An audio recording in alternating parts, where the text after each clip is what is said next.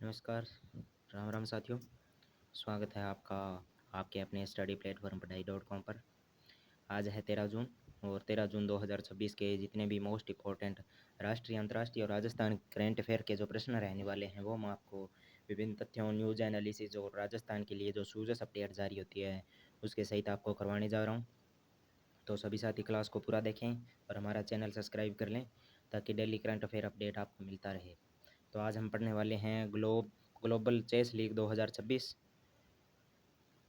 फिर प्रसिद्ध मांड गायिका गौरी देवी जी का निधन, जिन्होंने मांड गायन को और राजस्थान के पहचान को विश्व विख्यात किया, और विश्व रक्तदाता दिवस के बारे में।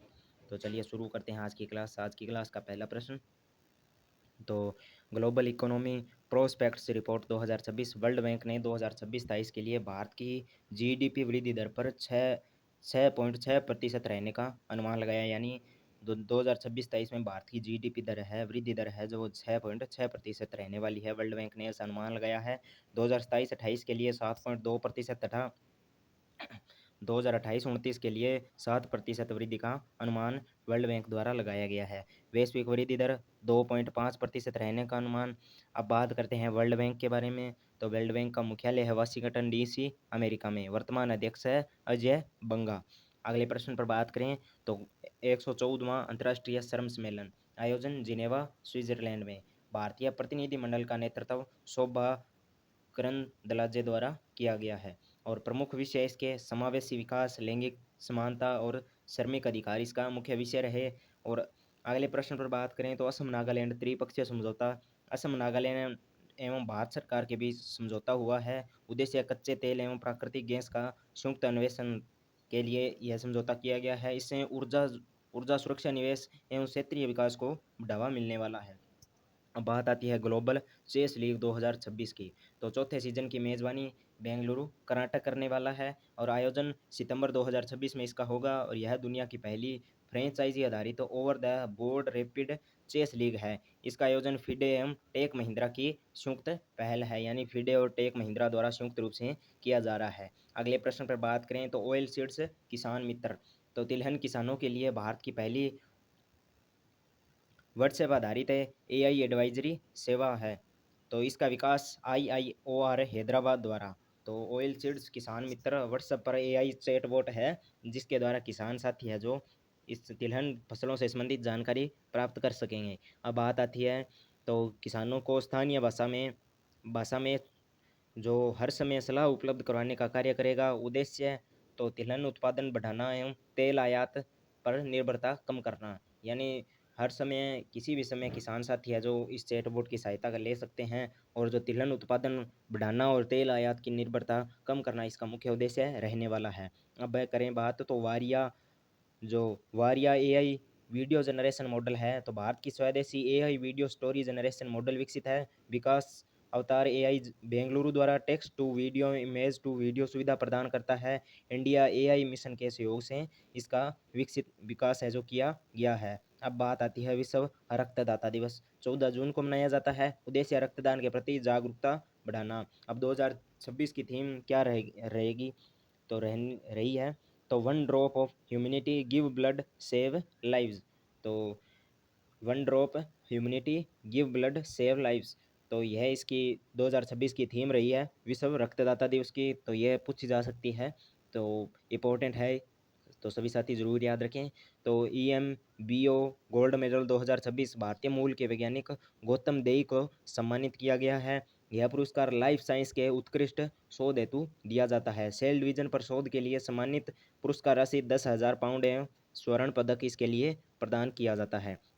बात करें सैपलिंग ड्यूलिंगो 2026, आयोजन इसका हुआ है अहमदाबाद गुजरात में। पूर्ण रूप south Asian policy leadership for improved nutrition and growth Duolingo. तो उद्देश्य इसका दक्षिण एशिया में फूड प्रोसेसिंग एवं पोषण केंद्र क्षेत्र में सहयोग बढ़ाना इसका मुख्य उद्देश्य है। अब भारत में निर्मित पहला C295 विमान, भारत में निर्मित पहला एयरबस C295 सैन्य परिवहन विमान ने गुजरात के वडोदरा में स्थित फल से सफल पहली परीक्षण उड़ान जो भरी है, यह आत्मनिर्भर भारत के तहत रक्षा उत्पादन में भारत की आत्मनिर्भरता की दिशा में एक महत्वपूर्ण उपलब्धि है। यह जो विमान है, वो भारत द्वारा निर्मित है, यानी स्वदेशी विमान हैं। अब अगले प्रश्न पर बात करें तो पवन ऊर्जा सम्मेलन एवं लक्ष्य नवीन एवं नवीकरणीय ऊर्जा मंत्रालय एमएनआरई पवन ऊर्जा महत्वाकांक्षा को गतिमान बनाए जाने तक विषय पर सम्मेलन आयोजित करेगा। भारत वर्तमान में विश्व का चौथा सबसे बड़ा पवन ऊर्जा बाजार है। लक्ष्य 2030 तक 100 गीगावाट पवन ऊर्जा क्षमता, 2035 तक 155 गीगावाट ऊर्जा क्षमता प्राप्त करना। पवन ऊर्जा भारत के 500 गीगावाट गैर जीवाश्म ऊर्जा क्षमता 2030 का नेट जीरो उत्सर्जन 2070 लक्ष्यों की प्राप्ति में महत्वपूर्ण भूमिका निभाती है, यानी 2070 तक जो कार्बन का उत्पादन है वो 0% करना इसका मुख्य उद्देश्य रहेगा। तो 13वां ब्रिक्स शहरी शहरीकरण फोरम 13वें ब्रिक्स शहरीकरण फोरम का उद्घाटन केंद्रीय आवासन एवं शहरी कार्य मंत्री मनोहर लाल ने नई दिल्ली के सुषमा स्वराज भवन में किया। यह फोरम भारत की ब्रिक्स अध्यक्षता 2026 के अंतर्गत आवासन एवं शहरी कार्य मंत्रालय द्वारा आयोजित किया जाता है। 2 दिवसीय फोरम में ब्राजील, रूस, भारत, चीन, दक्षिण अफ्रीका, मिस्र, इथियोपिया, ईरान, इंडोनेशिया एवं संयुक्त अरब अमीरात इसमें प्रतिनिधि इसमें भाग ले रहे हैं। फोरम का विषय है जन केंद्रित शहर, समावेशी एवं लचीले शहरी भविष्य के लिए ब्रिक्स का सहयोग। अब अफ्रीकी देशों में नए भारतीय राजदूतों की नियुक्ति हुई है। तो विदेश मंत्रालय एमईए ने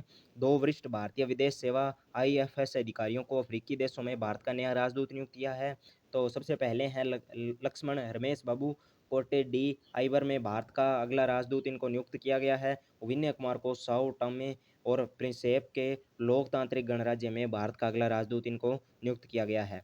तो सोलर वन अंतरिक्ष मौसम उपग्रह सोलर वन अमेरिका का पहला समर्पित परिचालन अंतरिक्ष मौसम निगरानी उपग्रह है। इसे 24 सितंबर 2025 को प्रक्षेपित किया गया था। यह सूर्य पृथ्वी लैंग्रेज बिंदु L1 पर स्थापित है। इसका संचालन नेशनल ओकेनिक एंड एटोफेरिक एडमिनिस्ट्रेशन यानी NOAA द्वारा किया गया है। इसका मुख्य उद्देश्य सौर तूफानों की पूर्व चेतावनी देना इसका मुख्य उद्देश्य रहने वाला है। ब्लू वैली क्लस्टर का शुभारंभ असम सरकार और यूरोपीय संघ EU ने गुवाहाटी में ब्लू वैली क्लस्टर का शुभारंभ किया, जिसका उद्देश्य फ्लेवर, फ्रेग्रेंस और आयुष क्षेत्रों में टिकाऊ मूल्य श्रृंखला, नवाचार तथा वैश्विक निवेश के बाजारों को अवसरों को बढ़ाना। तो सारथी की पहली बैठक कौशल विकास एवं उद्यमिता मंत्रालय MSD ने 12 जून 2026 को नई दिल्ली के विज्ञान भवन में सारथी की पहली बैठक का आयोजन किया।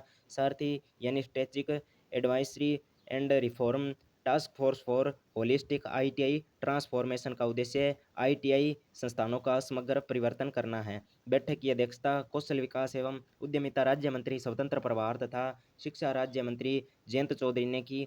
इस पहल का लक्ष्य औद्योगिक प्रशिक्षण संस्थानों यानी ITIS को सुदृढ़ करना और उन्हें उद्योगों की बदलती आवश्यकताओं के अनुरूप बनाना है। केरल की प्रियदर्शनी निःशुल्क यात्रा योजना तो केरल सरकार ने प्रियदर्शनी निःशुल्क यात्रा योजना को मंजूरी दी है, जिसके तहत 15 जून 2026 को KSRTC की साधारण बसों में महिलाओं और ट्रांसजेंडर व्यक्तियों को निःशुल्क यात्रा सुविधा इससे मिलने वाली है। अब बात आती है अन्य महत्वपूर्ण प्रश्न। द लासेंट में प्रकाशित एक अध्ययन के अनुसार दक्षिण कोरिया की महिलाएं दुनिया में पहली बार 90 वर्ष की औसत जीवन प्रत्याशा पार कर सकती है।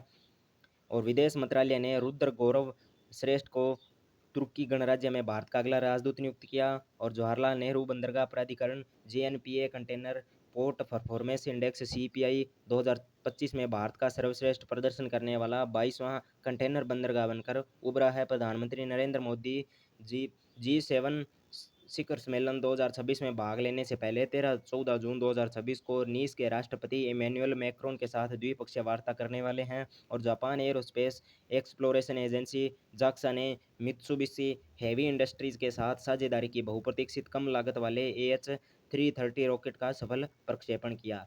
अब राष्ट्रीय अंतर्राष्ट्रीय करंट अफेयर के बाद बात आती है राजस्थान करंट अफेयर की। तो राजस्थान के लिए एक बहुत ही दुखद खबर है कि प्रसिद्ध मांड गायिका जो हमारी गौरी देवी जी थी, उनका निधन हो चुका है। तो इन्होंने मांड गायन को राजस्थान की जो प्रसिद्धि है तो विश्व में फैला दी थी। तो बाड़मेर के कोरण गांव में रहने वाली इनका जन्म हुआ था और बाद में इन्होंने पाली को अपनी कर्मभूमि बनाया। लगभग 8 दशकों तक मांड गायकी साधक रही है। प्रसिद्ध मांड गीत केसरिया बालम पधारो मारे देश, डोला थारे देश में, मोर बोले रे मलजी और जियो रे धनावर, इनके बारे में हमने कल न्यूज़ भी जो एनालिसिस किया था। तो सम्मान इनको Veer Durgadas Rathore lifetime achievement award और जवाहर कला केंद्र सम्मान आदि प्राप्त हो चुके हैं। 2013 में राजस्थान रत्न अवार्ड, 1986 में संगीत नाटक अकादमी पुरस्कार इनको मिल चुके हैं और जून 2026 में लगभग 98 वर्ष की आयु में इनका निधन है जो हो चुका है। अब डॉक्टर जितेंद्र सोनी पर बात करें तो ये हनुमानगढ़ जिले के धन्नासर के रहने वाले हैं और वरिष्ठ आईएएस अधिकारी, वर्तमान में राजस्थान के मुख्यमंत्री के सचिव एवं सूचना व जनसंपर्क विभाग में शासन सचिव हैं। और पुरस्कार इनको मध्य प्रदेश साहित्य अकादमी द्वारा वर्ष 2024 के अखिल भारतीय एवं प्रादेशिक कृति पुरस्कार, यात्रा वृतांत ओकुइपा के लिए अखिल भारतीय प्रोफेसर विष्णुकांत शास्त्री पुरस्कार पुरस्कार प्राप्त हुआ है, जिसमें 1 लाख की राशि है। ओकुइपा को राजस्थान सरकार के हिंदी सेवा पुरस्कार से भी सम्मानित किया जा चुका है। 2025 की कहानी बरखमा ने के लिए केंद्रीय साहित्य अकादमी राजस्थानी भाषा पुरस्कार इनको मिल चुका है। तो साहित्य राजस्थानी और हिंदी में सक्रिय अब तक 15 पुस्तकें इनकी प्रकाशित हो चुकी है। तो राजस्थान में गेहूँ खरीद एवं उत्पादन की बात करें तो खरीद का लक्ष्य 23.50 लाख मीट्रिक टन से बढ़ाकर 28.50 लाख मीट्रिक टन कर दिया। एमएसपी यानी जो मिनिमम मिनिमम जो खरीद प्राइस है, जो मिनिमम खरीदने का जो मूल्य है 2585 प्रति क्विंटल, राज्य सरकार द्वारा 150 रुपये प्रति क्विंटल बोनस और किसानों को कुल भुगतान 2735 रुपये प्रति क्विंटल दिया जा रहा है। प्रमुख उत्पादक जिले 2022-23 के अनुसार हनुमानगढ़, गंगानगर और राजस्थान का देश के कुल गेहूं उत्पादन में 9 से 10% हिस्सा है और देश में चौथा स्थान है जो राजस्थान गेहूं उत्पादन के लिए रखता है। राजस्थान शिशु मृत्यु दर की बात करें तो एसआरएस 2024 रिपोर्ट राजस्थान की आईएमआर 28 हो गई, पिछले 5 वर्षों में 35 से घटकर 28 हुई है। और राष्ट्रीय स्थिति आईएमआर के मामलों में राजस्थान देश में 5वें स्थान पर है और आईएमआर 30 प्रति हज़ार जीवित जन्म और शहरी आईएमआर 24 प्रति हज़ार जन्म। तो यानी जो लगभग शिशु मृत्यु दर है, ग्रामीण में 1000 शिशुओं पर 30 शिशु है जो मृत्यु को प्राप्त हो रहे हैं और 24,000 पर शहरी में 1000 पर 24 शिशु है जो मृत्यु को प्राप्त हो रहे हैं। अब बात करें नई आर्थिक समीक्षा के अनुसार तो 30.3 इसकी दर है। नवीन दर की बात करें नई आर्थिक समीक्षा के अनुसार। आगे बात करें सोलर स्क्वायर सर्वश्रेष्ठ रूफटॉप सोलर इंस्टॉलर, तो सम्मान देश का सर्वश्रेष्ठ रूफटॉप सोलर इंस्टॉलर सम्मान प्रदाता एमएनआरई योजना, पीएम सूर्यघर मुफ्त बिजली योजना के तहत अन्य पुरस्कार उत्तर भारत और पश्चिम भारत का सर्वश्रेष्ठ सोलर इंस्टॉलर कंपनी, इस कंपनी को जो सोलर स्क्वायर कंपनी है इसको दिया गया है। सम्मान प्रदान केंद्रीय मंत्री जो प्रहलाद जोशी है उनके द्वारा कार्यक्रम पीएम सूर्य घर योजना के 2 वर्ष 1 करोड़ घरों तक सोलर पहुंचाने की दिशा में 20 शहरों में 40,000 घरों में रूफटॉप सोलर स्थापना की जा चुकी है। और इस कंपनी के द्वारा पीएम सूर्य घर योजना के तहत इंस्टॉलेशन 30,000 हो चुका है। और विशेषता कंपनी डिजाइन, इंस्टॉलेशन, फाइनेंसिंग और रखरखाव सहित सोलर सेवाएं प्रदान करती है। तो राजस्थान में विभिन्न खिलाड़ी और उपलब्धियों की बात करें तो धृति शर्मा जयपुर की है। एनटीपीसी खेलो इंडिया महिला नेशनल रैंकिंग तीरंदाजी टूर्नामेंट में 2026 में जूनियर कर्व गर्ल्स वर्ग में कांस्य पदक जीता और शूट ऑफ में झारखंड की खुशी कुमारी को इन्होंने हराया है। योगेश कुमार खिचड़ 24वीं Kumar Surendra Singh memorial shooting championship 2026 में कुल 5 पदक जीते। करियर उपलब्धि अब तक 4 अंतर्राष्ट्रीय 50 राष्ट्रीय पदक इन्होंने जीते हैं। तो मानिनी कौशिक की बात करें, बहुत ही प्रसिद्ध खिलाड़ी है, इनको वर्तमान में राजस्थान सरकार द्वारा डीएसपी पद प्रदान किया गया है। और 24वीं Surendra Singh memorial national shooting championship Bhopal में 50 मीटर राइफल में 3 पोजीशन टीम में स्पर्धा में कांस्य पदक इन्होंने जीता। और वैदेही पारिक अखिल भारतीय अंतर विश्वविद्यालय वुशु चैंपियनशिप 2026 में 1 रजत एवं 1 कांस्य पदक जीतकर दोहरा पदक हासिल इन्होंने किया है। तो राजस्थान खनिज डंप्स अध्ययन, मुख्यमंत्री की पहल पर राजस्थान में खनिज डंप्स के अध्ययन हेतु खान विभाग RSMMT और IIT धनबाद के बीच समझौता संपन्न हुआ है। तो उदयपुर जिले के आसपास के क्लस्टर पिंक मार्बल में 8 डंप्स, ग्रीन मार्बल, सरपेंटाइन और 2 डंप्स का अध्ययन किया गया। राज्य में अन्य पिछड़ा वर्ग राजनीतिक प्रतिनिधित्व आयोग आरक्षण के सर्वे के लिए राजद्रा ऐप लॉन्च किया गया। वेस्टर्न डेडिकेटेड फ्रंट कॉरिडोर में 1.24 लाख करोड़ की लागत से तैयार, इसका लगभग 39% हिस्सा राजस्थान से होकर गुजरता है। इसकी लंबाई लगभग 1500 किलोमीटर, जिसमें से 39% हिस्सा राजस्थान से गुजरता है। जयपुर में तीरंदाजी इवेंट वेस्ट जोन जजेज वर्कशॉप 23 से 30 जुलाई। एनटीपीसी नेशनल रैंकिंग टूर्नामेंट 21 से 28 अक्टूबर एनटीपीसी जूनियर नेशनल।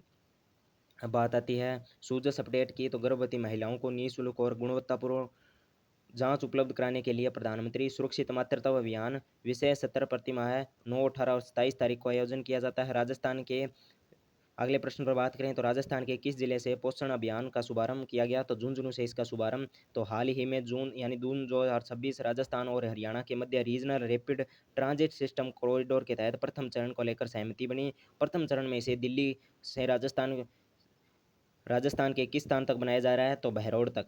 तो विकसित राजस्थान 2027 विजन के अनुसार राज्य सरकार ने किस वर्ष तक $350 बिलियन की अर्थव्यवस्था बनाने का लक्ष्य निर्धारित किया है? तो 2029 तक। पंचगौरव योजना में एक जिला एक उपज के तहत जोधपुर जिले की उपज है जीरा। अब आपको कमेंट बॉक्स में फलोदी जिले की एक जिला एक उपज के तहत उपज बतानी है, भी कौन सी है फलोदी जिले की उपज, तो कमेंट जरूर करें।